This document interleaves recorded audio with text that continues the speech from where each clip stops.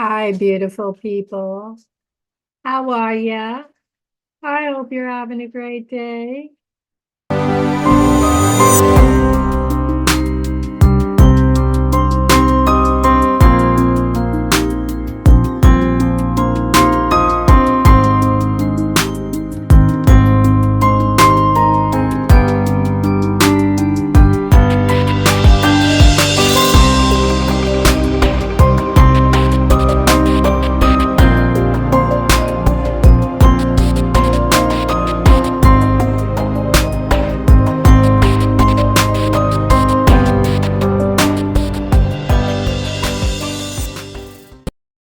Before I begin our topic today, I want you to know how much I appreciate you and I care about you. We all have our life circumstances that make our daily activities more difficult. As I am losing my vision, slowly, thankfully, I am encountering challenges that I hadn't had before. So bear with me as I navigate this process of adjusting a camera so that I can see my screen in front of me. We carry on, don't we? And I am overjoyed that we're in this process of learning about fibromyalgia and all that it entails, because we're warriors, and that's a beautiful thing.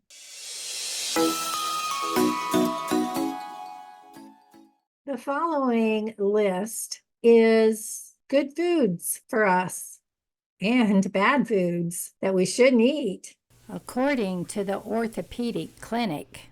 Suffering from fibromyalgia can be debilitating. The number of overlapping conditions and symptoms are huge. Most of us have learned that there are foods that we should indulge in. They make us feel better. These are the foods that is suggested for us to eat: dark leafy greens like spinach, broccoli, and kale, because they include potassium and vitamin K benefits, and they're low in carbs, and other important vitamins and minerals are included. Bananas, this isn't one I thought would be on the list because I thought they might be too high in natural sugar, but apparently they're a great source of fiber and help to reduce blood sugar spikes.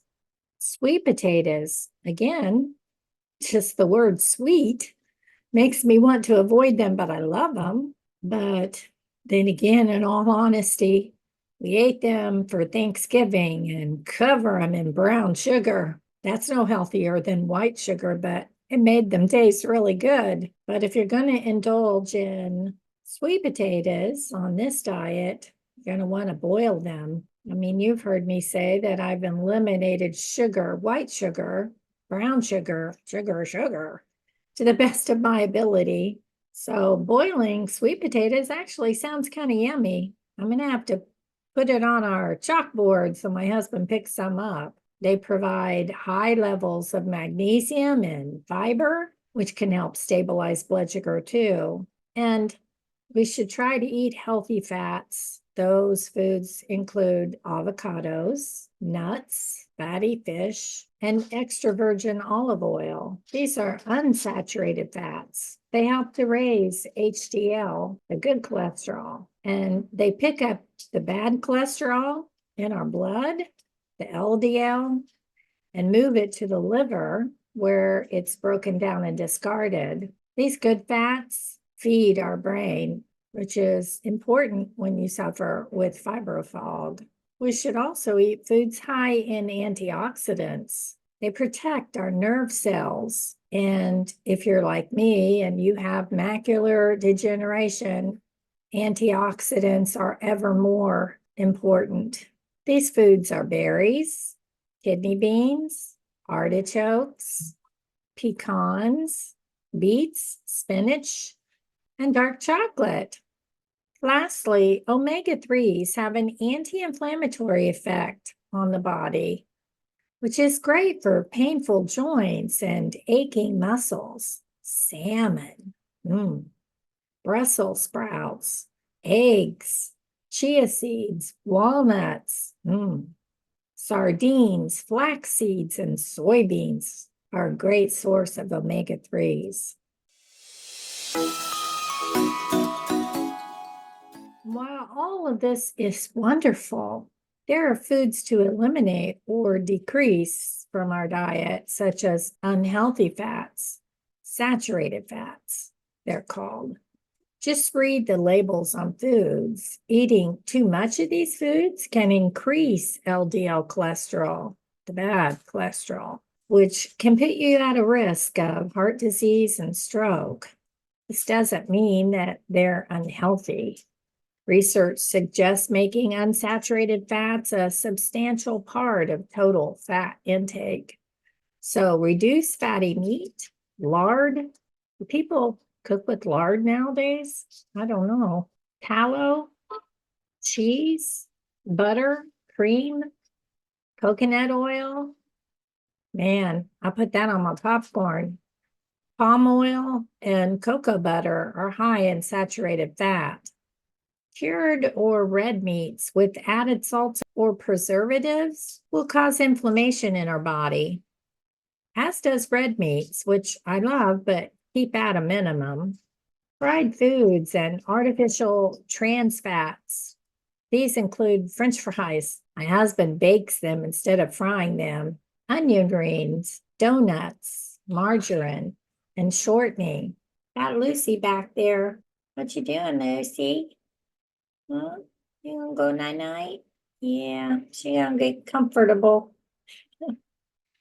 Margarine and shortening, vegetable oils, and peanut oil can worsen fibromyalgia symptoms because they cause inflammation. Artificial sweeteners, high fructose corn syrup, and table sugar can also cause inflammation. So flare-ups and the risk of developing type 2 diabetes or chronic kidney disease or even cancer are reason enough to avoid these whenever possible. I mean, I'm not perfect. I may indulge once in a great while. Lastly, I've talked about glutamate before. This is a flavor enhancer known as MSG for monosodium glutamate. I sometimes forget about looking for this on the labels of foods when I'm at the store with my husband, and he reminds me ever so gently to not forget, does that have MSG in it? Oh, yeah. I appreciate him so much. The low glycemic index measurement system describes how foods are ranked from 1 to 100 and how they affect a person's blood sugar due to the amount of pure glucose. 55 or less is a low GI or glycemic index. 55 to 69 is a medium GI, and 70 or greater is a high GI. So the low GI diet will help people to choose healthy foods that are low in sugar and carbohydrates. Low GI foods have a high protein content like lean meat and fish, and include dairy and unsweetened soy milk. Vegetables such as broccoli, green peas, and leafy greens. Low sugar fruits like apples, blueberries, and oranges. Porridge made with steel-cut oats and water. And I had to look up what steel-cut oats was. So apparently there's a difference between steel-cut oats and rolled oats, like as in oatmeal. Just something to look into. Legumes, pulses, and beans like kidney beans are also good choices. Basically, we want to avoid high GI foods like white and whole wheat bread, white rice, breakfast cereals and cereal bars, cakes, cookies, and sweet treats. High GI fruit like watermelon, who knew? Dried fruits such as raisins, dates, and cranberries. Oops, I've been eating a mix of that. So I'm done with those, I guess. Crisps and rice crackers and sweetened dairy products such as fruit yogurts. So bread is recommended, but it should be 100% whole grain, not whole wheat or white.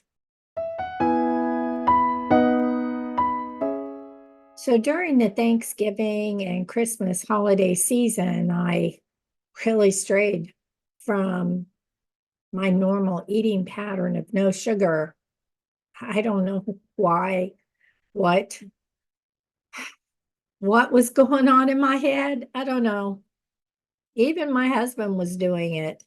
So I was like, well, I can do this too. And what happened? I gained weight. Yeah, I'm just over the line into the overweight category once again. Oh, it's frustrating. I don't feel it in my clothes except my blue jeans. Can't put my blue jeans on without feeling miserable. I can get them buttoned and zipped, but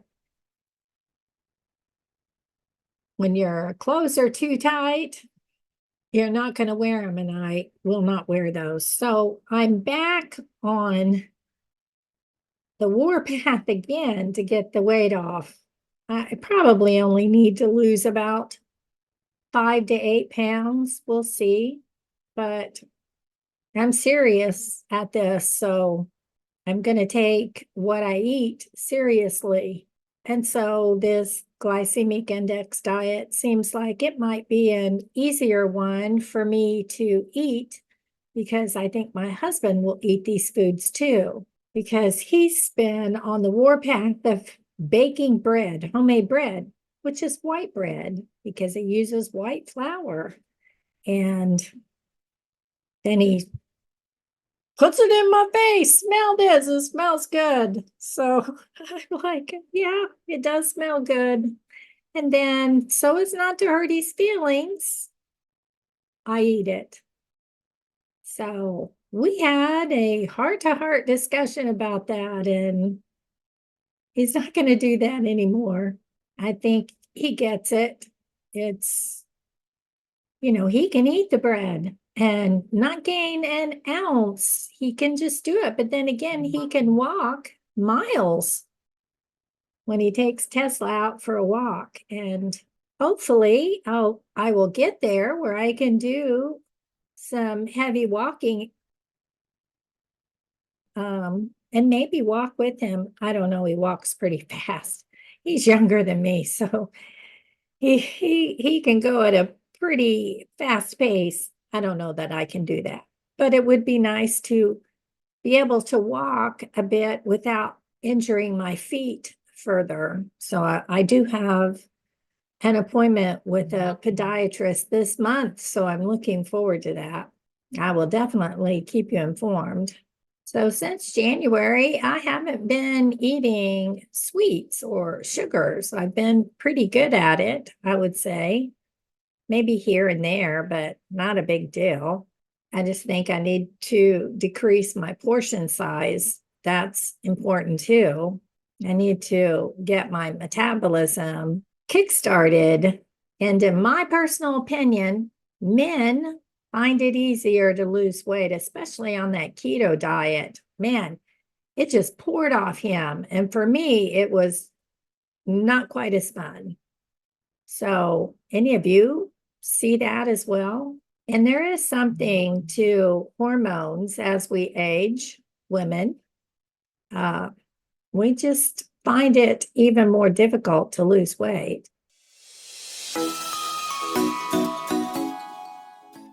So we know that people with fibromyalgia have an increased risk of glucose metabolism disturbances and impaired tolerance, which may be associated with symptom severity like pain and fatigue. In this 2021 study, researchers stated that impaired glucose regulation is not likely due to fibromyalgia alone, but to associated lifestyle factors. So again, we need to monitor what we eat. Anybody does. But back in 2019, researchers stated that there were highly significant differences between fibromyalgia patients and the control subjects and their A1C levels, suggesting a pathogenic relationship between fibro and insulin resistance. Either way you look at it, we need to manage the amount of sugar and carbs that's taken in because studies, such as the ones mentioned, have small sample sizes and confounding factors are often overlooked. Dietary intervention has been around for decades. People with fibro swear by the administration of olive oil, the replacement diet with ancient cereals or low-calorie diets or the vegetarian diet, the low FODMAP diet, the gluten-free diet, the monosodium glutamate and aspartame-free diet, and the Mediterranean diet, and even the keto diet. These all appear to be effective in reducing the symptoms of fibromyalgia. Here's a quote. All of these diets are generally regarded as healthy dietary models, rich in plant foods, antioxidants, or fiber. So the fact that people have experienced an improvement in symptoms after almost all dietary intervention suggests that an adequate diet could play a crucial role in the management of fibromyalgia, unquote. In a 2015 International Scientific Summit, researchers determined that eating a low GI diet and low glycemic load were relevant to the prevention and management of diabetes and coronary heart disease, and probably obesity, and particularly important in individuals with insulin resistance, which I think that's my issue.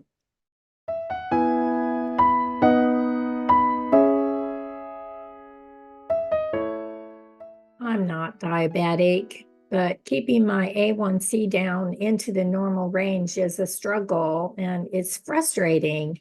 I am considered pre-diabetic though, and I don't want to become a diabetic. My brother-in-law is a type 2 diabetic and said maybe a low GI diet would help me. So I'm going to give this a shot.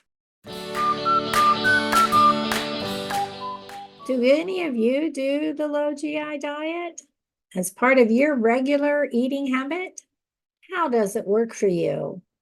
All I know is that I have to do what I think is the right thing to do for me. And maybe this will work for you too. So I hope you learned something. I send you gentle hugs and support. Love you.